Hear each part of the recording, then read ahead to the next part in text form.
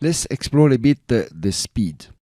You notice over here in tools you have the speed, and it has one control and the timing.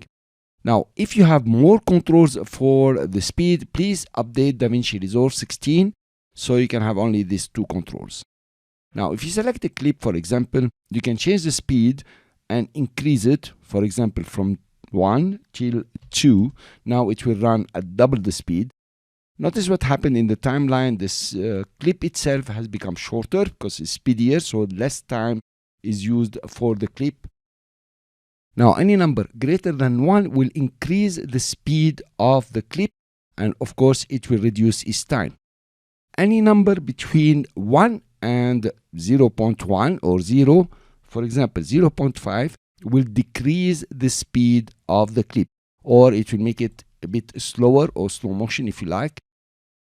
So, any value between 1 and 0 will decrease the speed of the clip and will increase its duration. Let's reset it.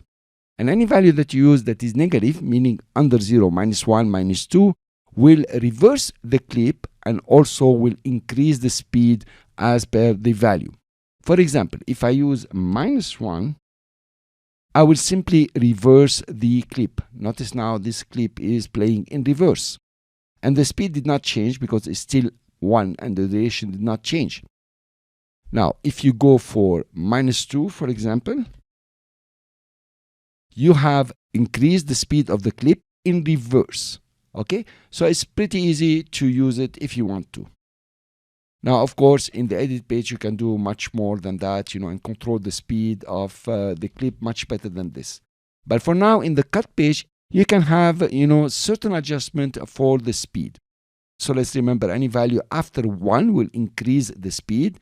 Any value between 1 and 0 will decrease the speed. Any negative value will reverse the clip and of course will increase the speed proportionally to the value. Let's move on and see the others.